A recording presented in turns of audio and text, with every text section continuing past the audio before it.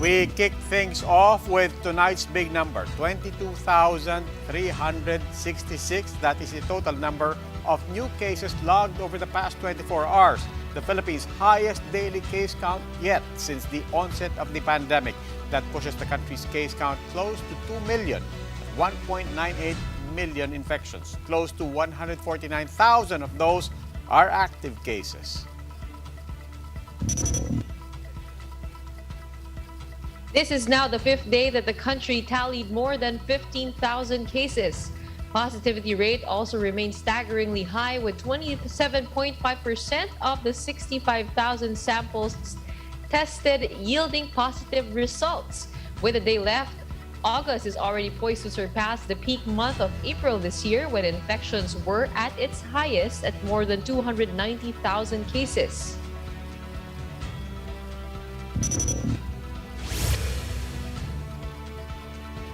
Good evening, I'm Gretchen Ho. I'm Robbie Alampay. You're watching The Big Story. As cases reach new highs, hospitals are now revamping strategies in accommodating COVID-19 patients. Some healthcare workers are now forced to play judge as they make the heartbreaking choice of who gets to use mechanical ventilators. Mobile journalist Jacob Lazaro with The Big Story.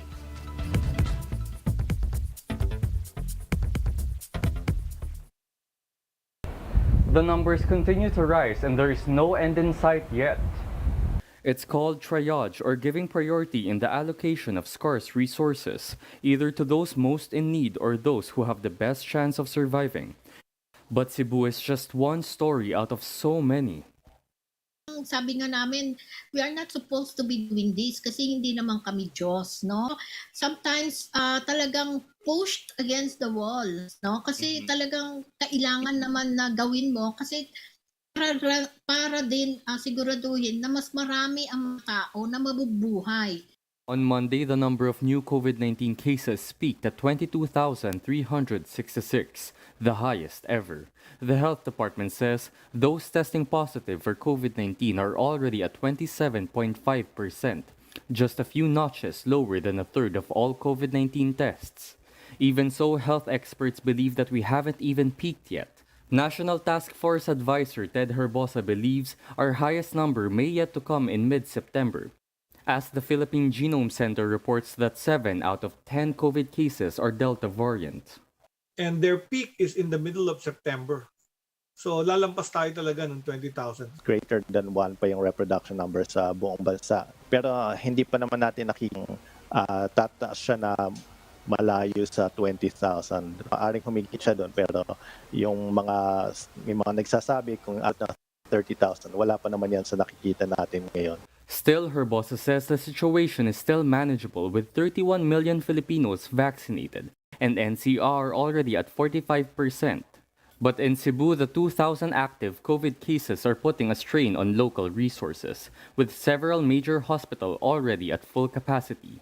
In fact, from last year up to now, marami sa mga ospital nagdagdag na ng mga nung kanilang mga kagamitan, no? Yet kulang, no? So that is because medyo madami talaga ang mga COVID-19 patients na. I'm Jacob Lazaro and we are One News. To give us more insights on the country's COVID-19 situation, we have on the phone DOH spokesperson Undersecretary Maria Rosario Vergere. Yusek Vergere, welcome po to The Big Story. Yes, good evening, sir. Magandang gabi po sa inyong lahat. Magandang gabi po. And the officials and experts did warn us weeks ago na tataas pa. They told us to prepare for more peaks and more highs. Pero ang tanong po ngayon, gaano katagal pa po? Tataas pa po ba? For how long before we expect the numbers to level off? Actually, sir, based on analysis, no, if we compare this from the previous increase in cases last March and April, nung March at April po, nung nag-umpisang tumaas ang kaso towards the end of February, nakita natin yung peak ng mga kaso about 6 weeks after that. Dito po, nakaka-4 na linggo pa lang tayo, pero yung peak po natin ngayon, na-surpass na niya yung March and April. And the projections and even experts, sinasabi nila, hindi pa yan yung peak natin. So we will continue to expect increase in the number of cases hanggang sa Setyembre po yan dahil napaka-transmissible nitong Delta variant. But what would be more important for all of us is for us to maintain yung severe and critical po natin is below 2%. Kailangan po yan ang goal nating lahat so that we do not overwhelm our healthcare system. Okay, in the meantime po, we're also looking at other numbers. Yung positivity rate, we used to be at 1:5. It then crept up to 1:4. Now we're nearing 1:3. So talk to us about the positivity rate and also yung fatality rate po. Kamusta po doon? Yes, sir. No? So when we talk about the positivity rate, makikita po natin na talagang it's increasing. And with you looking at the other areas in the country, makita natin talaga yung pataas talaga ang positivity rate. One of the things that we are looking at right now would be the active case finding that our local governments are doing. And therefore, it's more skewed on the patients with symptoms, those patients who had been exposed. That's why we are really having this positive number or increase in the number of positive cases. So our hope would be that, towards the latter part of September, we'll be able to bring this down. Ngayon po kasi talagang aggressive lahat ng response natin.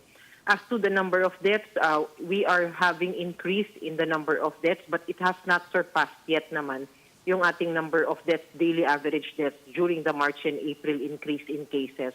We are seeing increase in the number of deaths in Region 7, Region 3, and the National Capital Region, and for the other regions as well, pero hindi ganun ka-mark. So we are looking at this right now, and we're trying to analyze, but mostly, ang mga deaths po natin talaga ay naandun pa rin dun sa mga vulnerable population natin and those unvaccinated.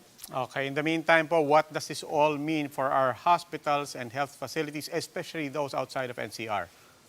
Well, of course, this means that we still need to continue on having beds ready, continue on pre-positioning our logistics and supplies, and of course, the support of national government will be there. We need to expand more beds because we know that the cases will increase. We need to be able to strengthen our navigation and triage system so that we will only accommodate those who are severe and critical in our hospitals and have those the others in our other health facilities para po ma-preserve po natin ang ospital para dun po sa mas nangangailangan.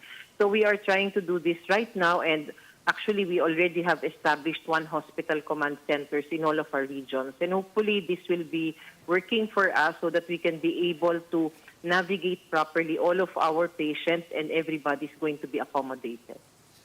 Okay. Maraming salamat po, Yusek Vergere. That was DOH Undersecretary Maria Rosario Vergere. As the country tallies grim records in COVID-19 infections, more and more hospitals are getting overwhelmed. Tonight's big data shows that the country's medical facilities are now high risk.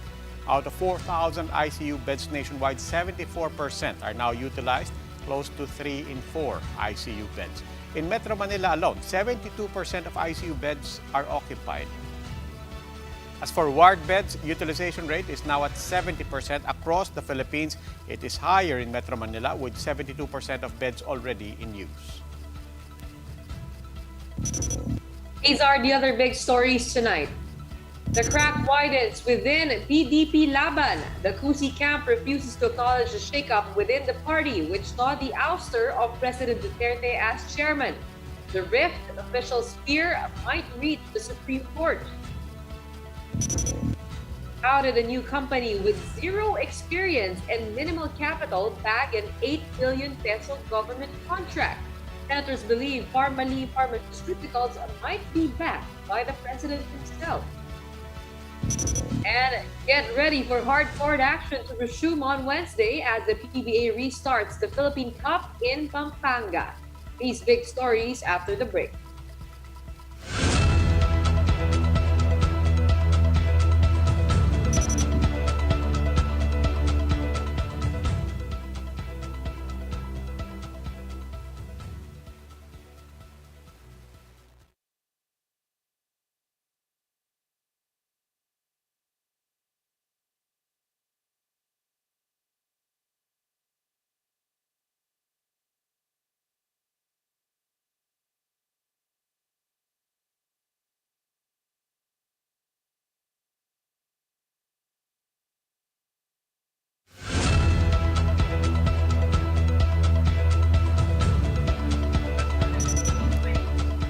Good evening. You're still watching The Big Story. I'm Robbie Alampay. And I'm Gretchen Ho. The Pacquiao-led faction of the PDP-Laban has ousted President Duterte as party chairman and elected a new set of officers. Senator Bongo, meanwhile, has officially declined the CUSI-led faction's endorsement of him as PDP-Laban standard-bearer. Mean Los Baños with the details. After losing in his most recent boxing bout in the U.S., Senator Manny Pacquiao is back in the country to face a new fight, this time in politics. But when asked if he will run for president, Sasabay ko na yan para pati sa decision ko sa politics. Formal announcement ako pagdating ng pagkatapos ng quarantine. but even before he landed, Pacquiao supposedly took part in a big shake-up within PDP-Laban.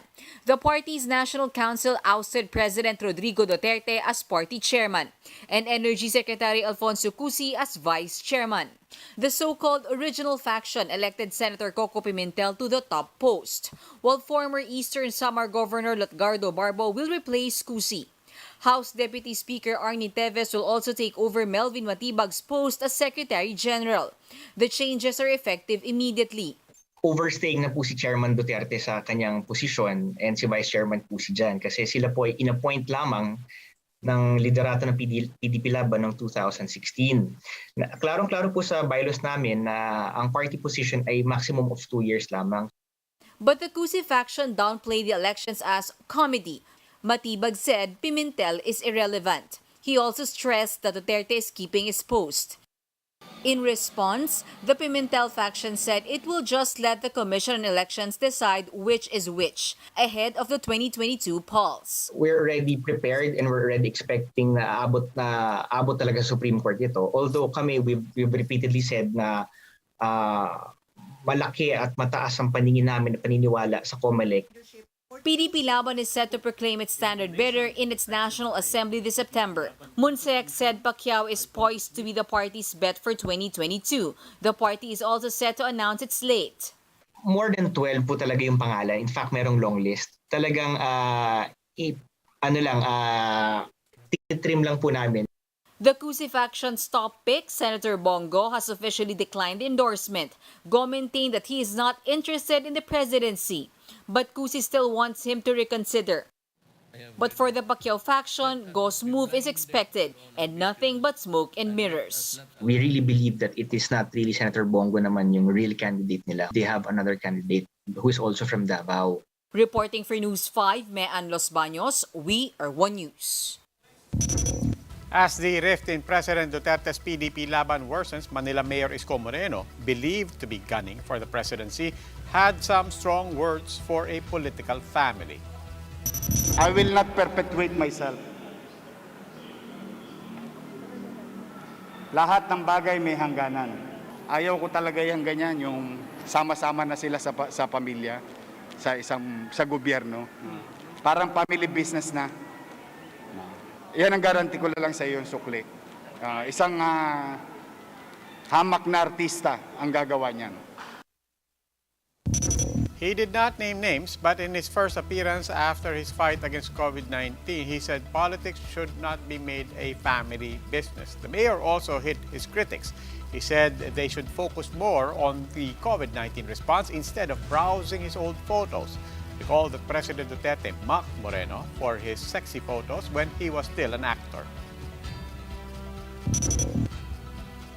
Outside the realm of politics, the president is also now being linked to a pharmaceutical company, which, despite its limited experience and capital, bagged a huge contract for medical supplies.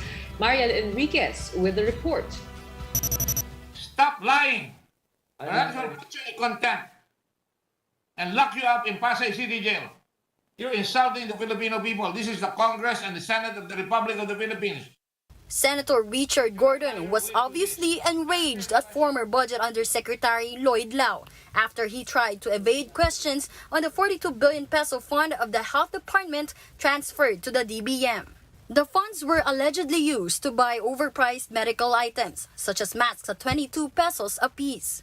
Formerly Pharmaceutical Corporation, a newly incorporated company, supplied the products. It was able to bag contracts worth over 8 billion pesos, even without prior bidding records. It was also revealed that the residential addresses of its officers were bogus. Senator Franklin Drilon suspects that Pharmaly is being favored by Lao. Mayroon bang MBA itong si Undersecretary Lau? MBA, hindi po TED, hindi yan Masters in Business Administration. MBA, may backer ba ako? At bakit po ganun kalakas ang Pharmaly? But Lao said they sent letters to special envoys asking for suppliers of medical items until they were able to have a meeting with Pharmaly together with the Chinese embassy. Gordon then presented a footage from a 2017 meeting of Duterte with a pharmaceutical company. Pharmaly President Wang is here. Do you know Mr. Wang? You said he just came into your door, right? In your office. I do not know him personally, Mr. Chair. Oh, come on. Pharmaly is owned by a certain Wang Chu-yen, whom Gordon said was present during the meeting. Michael Yang, Duterte's former economic manager, was also present in the meeting. Yeah, I believe that's Michael Yang. That's Michael Yang. In the purple shirt or lavender shirt, correct? For Gordon, Yang and Lao's link to the president might explain why neophyte company Pharmaly bagged the 8 billion peso contract. Andun ang ating FDA, andun ang Assistant Secretary of Health, andun yung presidente nitong Pharmaly na siyang nakatanggap ng lion's share ng overpriced na mga PPE na mga gamit. Nag-organize siyang Pharmaly ng September 2019 bago mag-pandemic, 1 month halos o 2 months halos before the pandemic. Tapos sila ang nakakuha kagad ng napakarami. The Senate will subpoena those officers involved with Pharmaly in the next hearing on September 7. For News 5, Marian Enriquez, we are One News.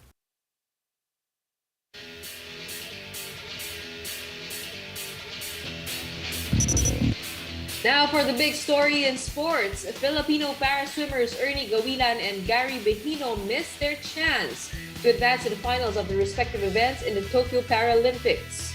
Gawilan finished 10th in the overall preliminaries of the men's 100-meter backstroke after timing 1 minute and 21.60 seconds. This ended Gawilan's campaign after finishing 6th in the finals of the men's 400-meter freestyle and 9th in the heats of the men's 200-meter individual medley. Meanwhile, Behino finished 14th in the men's 50-meter butterfly preliminaries after clocking 36.14 seconds. Behino will have 2 more chances as he competes in the men's 400-meter freestyle and the men's 100-meter backstroke later this week. Barring any more hitches, the PBA is set to resume the Philippine Cup on Wednesday after almost a month of suspending its games due to the surge of COVID-19 infections in Metro Manila. Speaking on agenda, PBA Commissioner Willie Marshall said that they will be enforcing stricter protocols through the duration of the conference to ensure the safety of the game. According to Marshall, players and officials will undergo RT-PCR testing every Monday and an antigen test before every game. The league will be holding its games at the Don Honorio Ventura State University in Bacolod Town, Pampanga. Time for another quick break. When we return, healthcare workers observe National Heroes Day by protesting as they continue to cry out against delayed benefits. And he may have fallen short in his Olympic bid, but pole vaulter EJ Obiena certainly knows how to bounce back big after setting a new personal and national record. The details after the break.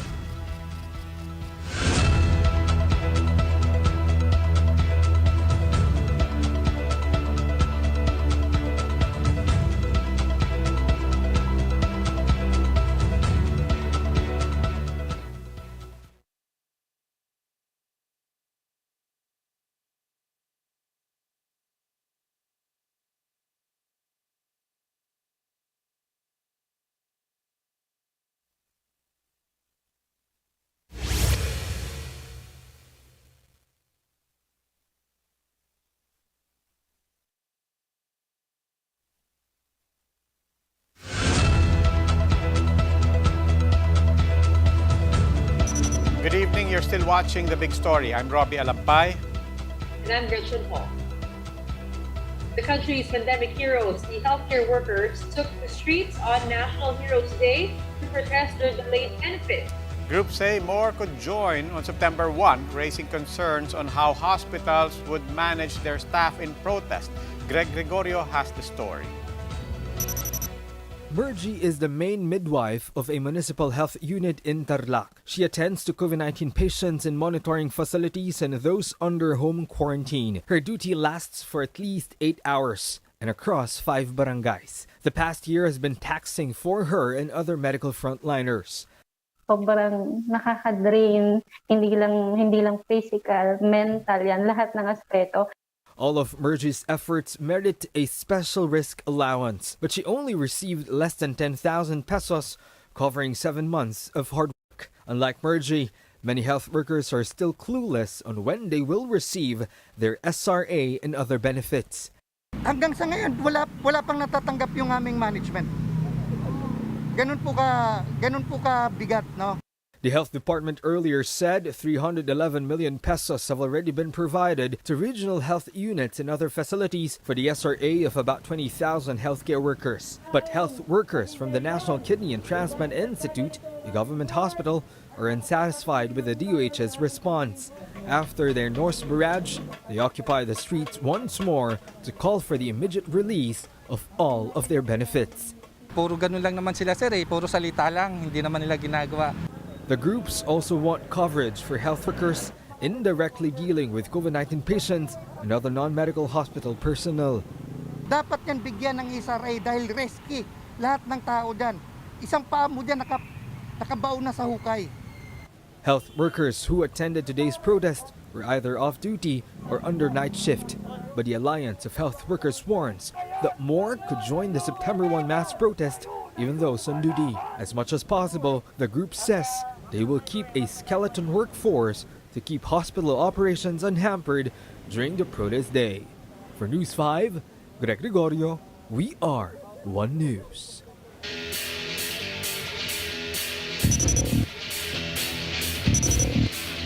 Another big story in sports. Filipino Olympian EJ Obiena has proven once again that he still has plenty to show. He recently set a new personal and national record in pole vaulting. The details of the record-breaking performance in my report.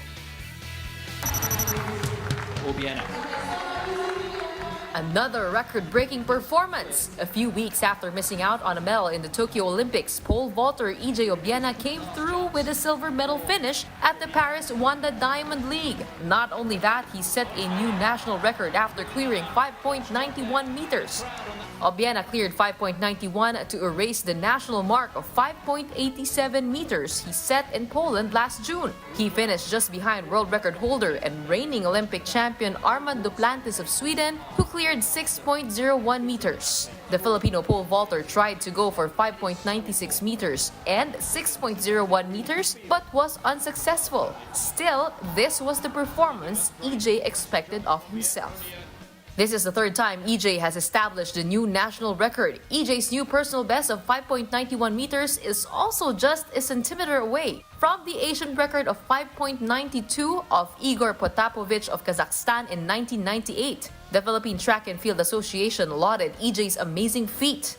Patafa President Philip Elahuico says they are extremely happy with EJ's record-breaking performance and that it is the fulfillment of their goal to constantly raise the bar. In a Facebook post, Obiena thanked his supporters for believing in him through the ups and downs, and he says, quote, he's getting there. Obiena. Still a lot to come for EJ as he will see action in the Brussels leg of the Diamond League next week. Gretchen Ho, we are One News. And as we celebrate Araw ng Mga Bayani today, tributes have poured in for our Philippine heroes, past and present. In San Juan, more than 3,000 solar-powered lights illuminated the grounds of the Pinaglabanan Shrine. The lights form the image of Andres Bonifacio, the father of Philippine Revolution. San Juan also paid tribute to our medical frontliners. The city compared their dedication, courage, and selflessness to that of Katipuneros. And as for an artist group in Taguig, they honored our delegates to the Tokyo Olympics. Tenement visual artists painted the murals of their basketball court with the faces of Heidi Diaz, Nesty Pitesio, Carlo Paalam, and Yumir Marcial. Mabuhay ang ating mga bagong bayani, mga frontliners sa larang medikal, ating mga guro, ang ating mga atleta at syempre yung mga lumalaban para sa kanilang mga pamilya. Pero talagang napakalungkot yung lalo na ngayon, hinihirang natin bayani yung mga frontliners, pero ngayon kita mo naman, nagsa-strike sila, pagkatapos sinasabi nila, asan yung pera? Tapos even the DOH is wrapped up in all of these controversies habang lumalaban ng mga frontliners natin. Sa totoo lang, partner, kanina magtutweet sana ako ng mabuhay ang ating mga bagong bayani. Kaya lang na-realize ko, imbis na batiin natin sila, mas magandang asikasuhin muna natin yung mga dapat nilang matanggap. Yun talaga yung tunay na paghirang sa kanila, sa ating mga bayani. Masalimuot talaga. Kaya mamaya po, immediately after the big story, pag-uusapan po natin, tatalakayin po natin yan, lahat na nangyayari sa DOH at saka lahat ng hinaharap ng mga ating mga frontliners. Mamaya po, after the big story sa The Chiefs. Let's get to that. Well, that wraps up today's big story. Catch us again tomorrow at 8 p.m. on Signal Channels 8 and 250. Please like our Facebook page, One News. For more in-depth analysis, visit our webpage, onenews.ph. Mask on. Wash hands. And stay safe, Philippines. Ako po si Robbie Alampay. At ako naman si Gretchen Hall. We are One News. Have a good evening.